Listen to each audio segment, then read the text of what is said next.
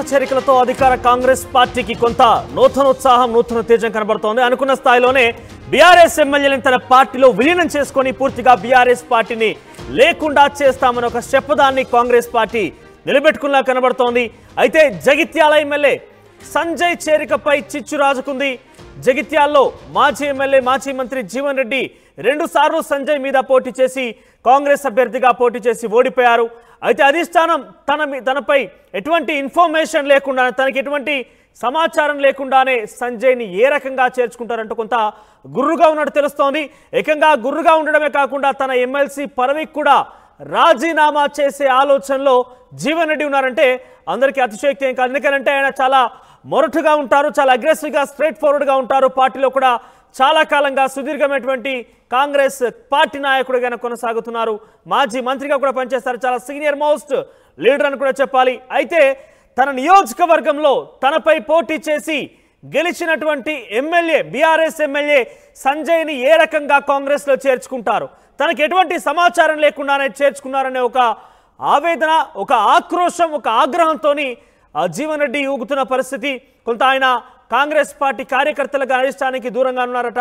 త్వరలో రాజీనామా సైతం చేయబోతున్నారని ఒక వార్త పెద్ద ఎత్తున సంచలనం రేపుతోంది. అధిష్టానం తనని కొంత బుజ్జగించేందుకు ప్రయత్నం చేస్తోంది. కార్యకర్తలు చాలా మంది కూడా ఆయన నివాసం వరకు చేరుకున్నారు. మీరు విజువల్స్ చూడొచ్చు. జగిత్యాల్లోని జీవన్ రెడ్డి నివాసానికి చాలా మంది కాంగ్రెస్ పార్టీ కార్యకర్తలు చేరుకున్నారు.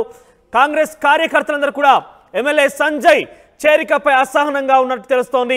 సో జీవన్ రెడ్డిని బుజ్జగించేందుకు కావచ్చు, జీవన్ రెడ్డితో ముచ్చటిచ్చేందుకు కావచ్చు, చాలా పెద్ద ఎత్తునే కాంగ్రెస్ కార్యకర్తలు జగిత్యాల్లోని జీవన్ రెడ్డి నివాసానికి చేరుకుంటున్నారు. జీవన్ రెడ్డి అయితే ఎవరిని కూడా కలవడానికి ఇష్టపడడం లేదు. ఇన్ఫాక్ట్ అధిష్టానం నుంచి ఎటువంటి కాల్స్ వచ్చినా ఎటువంటి సందేశం వచ్చినా వినేందుకు ఆయన సిద్ధంగా లేనట్టు తెలుస్తోంది. అయితే అధిష్టానం కూడా కొంత ఆయనకి మరొక ఆఫర్ కూడా ఇచ్చే విధంగా కనబడుతోంది. ఒకవేళ తన ఎమ్మెల్సీ పదవి ఆయన గడిచిపోయినప్పటి కాలం అయిపోయినప్పటికీ తిరిగి ఆయన ఎమ్మెల్సీగా తీసుకుంటామనో లేదంటే మండలికి అవసరమైతే శాసన మండలికి చైర్మన్గా సైతం చేస్తామనే ఒక ఆఫర్ కూడా ఇవ్వబోతున్నట్టు తెలుస్తోంది. సో ఏదేమైనా కూడా జీవన్ రెడ్డి అంటే ఒక అగ్రెసివ్గా ఆగ్రహంతో ముక్కుసూటి మనిషిగా కాంగ్రెస్ పార్టీలో పేరుంది. మరి జగిత్యాల్లో ఎమ్మెల్యే సంజయ్ చేరిక విషయమై కొంత ఆగ్రహానికి ఆవేశానికి గురవుతున్నారు. ఎస్ మాట్లాడదాం. ఇదే అంశానికి సంబంధించిన ప్రతినిధి చంద్రశేఖర్ మరి కాసేపట్లో 5 జాయిన్ అవుతారు. బిఫోర్ దాట్ ఒకసారి జీవన్ రెడ్డి మాట్లాడారు. ఆయన చేరిక తర్వాత ఏం మాట్లాడారు చూద్దాం. వాస్తవంగా ఒక విధంగా అది అవకాశవాదానికి నేటి నిదర్శనంగా భావిస్తాను చెప్తాను. ఏ రాజకీయ పార్టీ అనేది సిద్ధాంతాలకు అనుగుణంగా పోరాటం చేయాలి, పనిచేయాలి. రాష్ట్రంలో కాంగ్రెస్ పార్టీ ప్రభుత్వం ఏర్పడ్డది, 65 శాసనసభ్యులతో సుస్థిర ప్రభుత్వం ఏర్పడ్డది, 65 శాసనసభ్యులతో సుస్థిర ప్రభుత్వం ఏర్పడ్డది. ఇక్కడ ఉన్న పరిస్థితుల్లో ఏదైతుందో కాంగ్రెస్ పార్టీ సుస్థిరంగా ఉంది. యాజ్ అ కాంగ్రెస్కి ఏదైతుందో మాకు ఇతరులు చేసుకోవాల్సిన అవసరం ఉందని నేను భావించాను. అటువంటి నేను ప్రోత్సహించడంలో కూడా కాను అంటున్నాను. మాకు మేము కాంగ్రెస్ పార్టీ పరిస్థితంగా ఉందని చెప్పని భావిస్తాను. జీవన్ రెడ్డి కూడా కొంత ముక్కుసూటిగా ఆయన మాట్లాడే మనిషి, ఆగ్రహంతో ఆవేశంతో కొంత ఆయన మాట్లాడుతున్నట్టుగా మనకు కనబడుతోంది. సుస్థిరమైనటువంటి ప్రభుత్వం ఏర్పాటైంది. కాంగ్రెస్ పార్టీకి ఫుల్ మెజారిటీ ప్రజలు ఇచ్చారు. కానీ ఎందుకు ఈ పార్టీల చేరికల అంశాలు ఇతర పార్టీల ఎమ్మెల్యే తమ వైపు తిప్పుకోవడం ఎందుకు అంటూ కూడా ఆయన ప్రశ్నిస్తున్నారు. మొదటి నుంచి కూడా కొంత ఆయన దీని విషయంలో కొంత వెనకడుగు వేస్తున్నారు, కొంత పార్టీని కూడా విభేదిస్తున్నారు. ఇన్ఫాక్ట్ సొంత నియోజకవర్గానికి సంబంధించినటువంటి ఆయన మీద పోటీ చేసి 2 సార్లు గెలుపొందినటువంటి సంజయ్ చేరిక పట్ల కూడా అధిష్టానం తనకి ఎటువంటి ఇన్ఫర్మేషన్ ఇవ్వలేదంటూ కూడా ఆయన ఆగ్రహం గురవుతున్న పరిస్థితి. ఒకసారి మాట్లాడదాం.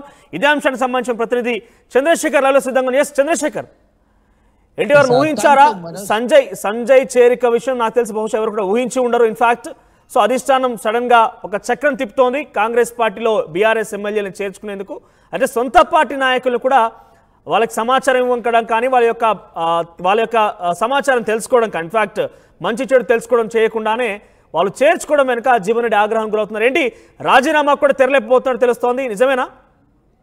Yes, thank you Manoj. మొత్తం మీద ఆపరేషన్ ఆకర్ష్ పేరుతో రాష్ట్ర ముఖ్యమంత్రి టీపీసీసీ రాష్ట్ర అధ్యక్షుడు రేవంత్ రెడ్డి గత కొంతకాలం క్రితమే ఒక ప్రకటన చేశాడు.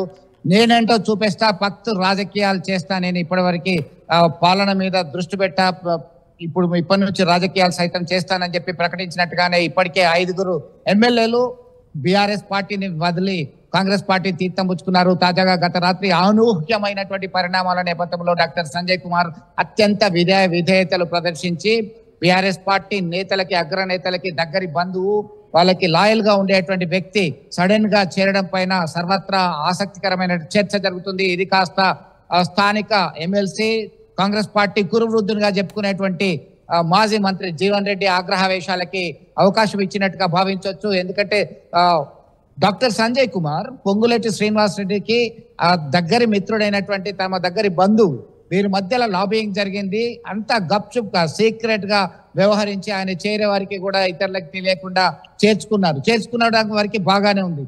అయితే 2014, 2018లో 2023లో హోరాహోరీగా రాజకీయ రణరంగంలో తన శత్రువు అయినటువంటి డాక్టర్ సంజయ్ కుమార్ ని తనకి సమాచారం ఇవ్వకుండా ఎట్లా చేసుకుంటారు? ఎందుకంటే కార్యకర్తలందరూ కూడా నువ్వా నేనా అంటూ రాజకీయ రణరంగంలో చేల్చుకుందామని చెప్పేసి బరిగీసి కొట్లాడినటువంటి కార్యకర్తల మనోభావాలు దెబ్బతిన్నాయి. నాకు సైతం సమాచారం ఇవ్వకుండా ఇట్లాంటి పరిణామాలు చోటు చేసుకోవడం ఎందుకు? ప్రజాస్వామ్య వ్యవస్థలో ఒక పటిష్టమైనటువంటి రాజకీయ పార్టీగా అబ్సల్యూట్ మెజార్టీతోనే ఉన్నాం, 64 సీట్లు సాధించాం. మరొక వ్యక్తి కమ్యూనిస్ట్ పార్టీ నుంచి కూడా మనకి అనుకూలంగా ఉన్నటువంటి వ్యక్తి 65 స్థానాలతో మంచిగా కొనసాగుతున్నటువంటి ఈ తరుణంలో ఇతర పార్టీలకు చెందిన వాళ్ళను చేర్చుకుంటే ఏ మేరకి ఉపయోగపడుతుంది అనేటువంటి కోణంలో సైతం జీవన్ రెడ్డి ఆగ్రహావేశాలు వ్యక్తం చేశారు. ఒక దశలో ఆయన లోపలికి వెళ్లి తలుపులు మిడాయించుకున్నారు.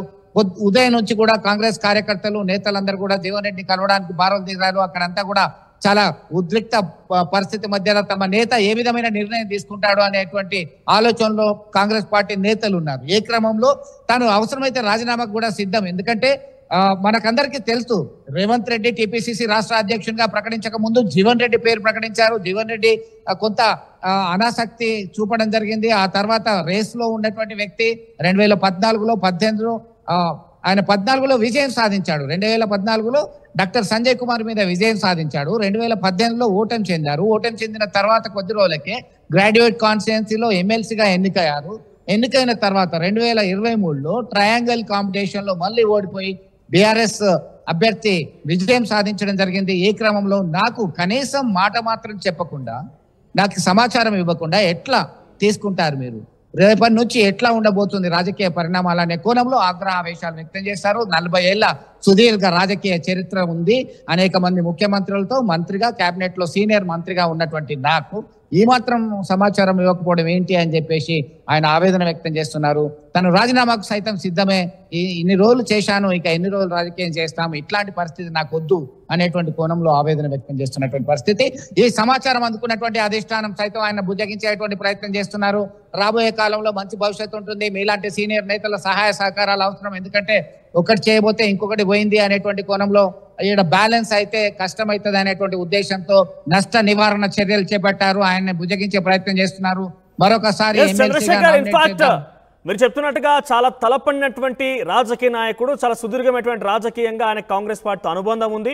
అటువంటి నాయకుడిని కావచ్చు, ప్రస్తుతం ఎమ్మెల్సీ కూడా ఉన్నారు. సో అటువంటి నాయకుడిని వదులుకోవడానికి కానీ, అటువంటి నాయకుడి యొక్క ఆగ్రహానికి కానీ కాంగ్రెస్ పార్టీ అధిష్టానం డెఫినెట్గా వాళ్ళు యాక్సెప్ట్ చేయరు. సో ఆయన పట్ల బుజ్జగిచ్చేందుకు అధిష్టానం నుంచి ఎవరెవరు ప్రయత్నం చేస్తున్నారు? ఇవరకు ఎవరైనా జగిత్యాల తన నివాసానికి వచ్చారా, లేదంటే ఫోన్ ద్వారా సంప్రదించారా? ఎటువంటి బుజ్జగింపు కార్యక్రమాలు నడుస్తున్నాయి? కేవలం ఫోన్ ద్వారా సంప్రదించారు. ఫోన్ ద్వారా కొంతమంది సీనియర్ నేతలు సంప్రదిస్తున్నారు. సంప్రదించే మీకు సరి అయినటువంటి ప్రాధాన్యత ఉంటుంది. మీరు మీలాంటి నాయకులు ఇంత ఆగ్రహావేశాలు వ్యక్తం చేస్తడం సరి అనేది కాదు. ఖచ్చితంగా మీకు ప్రాధాన్యత ఇస్తాము. లెజిస్లేటివ్ కౌన్సిల్ చైర్మన్ గా కూడా అవకాశం వచ్చేటువంటి ఒక మనకి పరిస్థితి ఉంది. మనదే ప్రభుత్వం ఉంది, మీరు సహకరించండి, మీరు ఓపిక పట్టండి అని చెప్పి ఫోన్లు చేస్తున్నారు. ముఖ్యమంత్రి తరపు నుంచి కావచ్చు, ఆయన ఆఫీస్ నుంచి కావచ్చు, ఏదైనా ఫోన్ వచ్చిందా? లేదంటే ఆయన చాలా సీనియర్ మోస్ట్ లీడర్. ఇన్ఫాక్ట్ గతంలో కూడా రేవంత్ రెడ్డి స్థానంలో సైతం పిసిసి అధ్యక్షుడిగా తన పేరు ప్రస్తావనకు వచ్చిందని అంటే ఎంత సీనియర్ లీడర్ అని అర్థం చేసుకోవాలి. సో సీఎం తరపు నుంచి ఏదైనా ఫోన్ కానీ లేకపోతే బుజ్జగింపు కార్యక్రమం జరిగిందా? అయితే ఇంటర్నల్ గా మనకి ఓపెన్ గా చెప్పట్లేదు. అయితే ఇంటర్నల్ గా మాత్రం ఫోన్ కాల్స్ వస్తున్నాయి, బుజ్జగించి సంధానించేటువంటి ప్రయత్నం చేస్తున్నారు అనేటువంటి సమాచారం వస్తుంది. ఆయన దగ్గర మిత్రుల దగ్గర ఇది రివీల్ చేశాడు. ఆన్ రికార్డులో చెప్పలేదు. మీడియా సమావేశంలో కూడా మాట్లాడడానికి సుముఖత వ్యక్తం చేయలేదు చాలాసేపటి వరకు కూడా. దీనిలో భాగంగానే ఖచ్చితంగా ఆయనకి సమాచారం అందిస్తున్నారు, బుజ్జగిస్తున్నారు. సీఎంఓ నుంచి అలాగే ముఖ్యమైన నేతలందరూ కూడా ఆయనతో మాట్లాడుతున్నారు అనేటువంటి సమాచారం అయితే మన దగ్గర ఉంది. మనోజ్. రైట్ చంద్రశేఖర్, ఇక ఓవరాల్గా కాంగ్రెస్ సీనియర్ నాయకుడు ఎమ్మెల్సీ జీవన్ రెడ్డి ఆగ్రహానికి గురయ్యారు. అయితే వైపు కాంగ్రెస్ పార్టీ బీఆర్ఎస్ పార్టీని లేకుండా చేస్తామనే ఒక శపథం కట్టుకున్నట్టుగానే వాళ్ళు చూస్తాం. ప్రజెంట్ సిచ్యువేషన్ కనబడతా ఉంది. అనుకున్న స్థాయిలోనే వాళ్ళు లక్ష్యాలను చేరేందుకు బీఆర్ఎస్ పార్టీ ఎమ్మెల్యేలు తమ పార్టీలో చేర్చుకుంటున్నారు. అసలు ఈ మధ్య జరిగినటువంటి 2 చేరికలు కూడా ఎవరు ఊహించినటువంటివి. ఎవరు కూడా బహుశా బీఆర్ఎస్ పార్టీ నాయకులు, బీఆర్ఎస్ పార్టీ అధినేత కేసీఆర్ కూడా బహుశా ఊహించి ఉండడు. ఎందుకంటే ఒకరేమో ఆయనకి కుడిభుజం లాగా అన్నిట్లో తానే చాలా సీనియర్ మోస్ట్ లీడర్గా ఉన్నారు పోచారం శ్రీనివాసరెడ్డి. మరొకరు నిన్న చేరికినటువంటి సంజయ్ కూడా తన కుటుంబంలో ఒకడు. ఇన్ఫాక్ట్ కవిత చాలా కీలకంగా తీసుకొని జగిత్యాల్లో జీవన్ రెడ్డికి ప్రత్యర్థిగా సంజయ్ని ఒక చాలా పవర్ఫుల్ లీడర్గా తయారు చేయడం కావచ్చు, చాలా కీలకంగా తన గెలుపులో కూడా వ్యవహరించింది 2019 ఎన్నికల్లో. సో అటువంటి కీలకమైన వ్యక్తి ఇద్దరు కూడా బీఆర్ఎస్ పార్టీని వీడిపోవడం అనేది బీఆర్ఎస్ పార్టీకి షాక్ అని చెప్పాలి. అయితే బీఆర్ఎస్ పార్టీకి షాక్ అయితే అయి ఉండొచ్చు, కానీ ఇన్ఫాక్ట్ కాంగ్రెస్లో కూడా ఒక చిచ్చు రాజుకుందని చెప్పాలి. పెద్దగా పోచారం శ్రీనివాసరెడ్డి చేరిక విషయంలో అక్కడిక్కడ పెద్ద ఎత్తున చర్చకు వచ్చినప్పటికీ బాన్స్వాడలో ఏనుగు రవీందర్ రెడ్డి వర్గం కూడా కొంత విభేదించినప్పటికీ అనుకున్న స్థాయిలో ఇంత వార్తా ప్రచారం కానీ లేకపోతే ఇంత పెద్ద ఆగ్రహవేశాలు కానీ గురి కాలేదు. కానీ జీవన్ రెడ్డి విషయానికి వస్తే కనుక జీవన్ రెడ్డి ఎమ్మెల్సీగా ఉన్నారు, చాలా సీనియర్ మోస్ట్ పొలిటీషియన్. ఆయన ఒకానొక సందర్భంలో పీసీసీ రేస్లో రేవంత్ రెడ్డితో పాటుగా పోటీ పడ్డారంటే ఆయన ఎంతటి సీనియర్ లీడర్ అర్థం చేసుకోవాలి. సో అటువంటి జీవన్ రెడ్డి ముక్కుసూటి మనిషి కూడా. సో ఆయన ఇప్పుడు నాకు తెలియకుండా సంజయ్ని ఎలా చేర్చుకుంటారు? సో పార్టీకి సంపూర్ణమైన మెజార్టీ ఉంది, ప్రజలు మ్యాండేట్ ఇచ్చి చాలా ఫుల్ మెజార్టీతో కాంగ్రెస్ అధికారంలోకి తీసుకొస్తే ఇతర పార్టీ నాయకుడు మన పార్టీలో చేర్చుకోవడానికి ఏం అవసరం వచ్చిందంటే కూడా ఆయన ఆగ్రహంతో ఊగిపోతున్న పరిస్థితి. ఒకసారి ఆయన నేరుగా మీడియాతో మాట్లాడినటువంటి బయట ఉంది, ఒకసారి బయట చూసే ప్రయత్నం చేద్దాం. నా దృష్టిలో ఏదైతుందో వాస్తవంగా ఒక విధంగా అది అవకాశవాదానికి నేను నిదర్శనంగా భావిస్తాను చెప్తాను. ఏ రాజకీయ పార్టీ అనేది సిద్ధాంతాలకు అనుగుణంగా పోరాటం చేయాలి, పనిచేయాలి. రాష్ట్రంలో కాంగ్రెస్ పార్టీ ప్రభుత్వం ఏర్పడ్డది, 65 శాసనసభ్యులతో సుస్థిర ప్రభుత్వం ఏర్పడ్డది, 65 శాసనసభ్యులతో సుస్థిర ప్రభుత్వం ఏర్పడ్డది. ఉన్న పరిస్థితుల్లో ఏదైతుందో కాంగ్రెస్ పార్టీ సుస్థిరంగా యాజ్ అ కాంగ్రెస్కి ఏదైతుందో మాకు ఇతరులను చేసుకోవాల్సిన అవసరం ఉందని నేను భావించాను. అటువంటి నేను ప్రోత్సహించేటప్పుడు కూడా కాను అంటున్నా. మాకు మేము కాంగ్రెస్ పార్టీ పరిస్థితంగా ఉందని చెప్పి భావి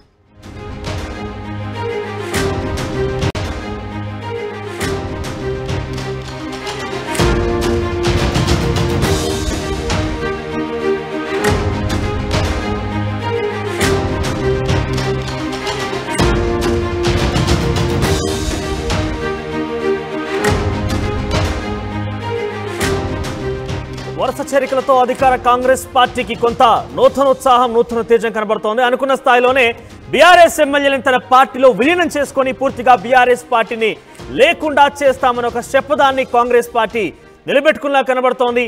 అయితే జగిత్యాల ఎమ్మెల్యే సంజయ్ చేరికపై చిచ్చు రాజుకుంది.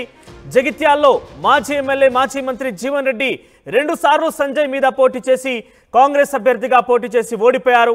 అయితే అధిష్టానం తనపై ఎటువంటి ఇన్ఫర్మేషన్ లేకుండా, తనకి ఎటువంటి సమాచారం లేకుండానే సంజయ్ని ఏ రకంగా చేర్చుకుంటారంటూ కొంత గుర్రుగా ఉన్నట్టు తెలుస్తోంది. ఏకంగా గుర్రుగా ఉండడమే కాకుండా తన ఎమ్మెల్సీ పదవికి కూడా రాజీనామా చేసే ఆలోచనలో జీవన్ రెడ్డి ఉన్నారంటే అందరికీ అతిశయోక్తి ఏం కాదు. ఎందుకంటే ఆయన చాలా మొరటుగా ఉంటారు, చాలా అగ్రెసివ్గా స్ట్రైట్ ఫార్వర్డ్గా ఉంటారు. పార్టీలో కూడా చాలా కాలంగా సుదీర్ఘమైనటువంటి కాంగ్రెస్ పార్టీ నాయకుడిగా కొనసాగుతున్నారు. మాజీ మంత్రిగా కూడా పనిచేస్తారు, చాలా సీనియర్ మోస్ట్ లీడర్ అని కూడా చెప్పాలి. అయితే తన నియోజకవర్గంలో తనపై పోటీ చేసి గెలిచినటువంటి ఎమ్మెల్యే, బీఆర్ఎస్ ఎమ్మెల్యే సంజయ్ని ఏ రకంగా కాంగ్రెస్లో చేర్చుకుంటారు, తనకు ఎటువంటి సమాచారం లేకుండానే చేర్చుకున్నారనే ఒక ఆవేదన, ఒక ఆక్రోశం, ఒక ఆగ్రహంతో జీవన్ రెడ్డి ఊగుతున్న పరిస్థితి. కొంత ఆయన కాంగ్రెస్ పార్టీ కార్యకర్తలుగా అధిష్టానానికి దూరంగా ఉన్నారట. త్వరలో రాజీనామా సైతం చేయబోతున్నారని ఒక వార్త పెద్ద ఎత్తున సంచలనం రేపుతోంది.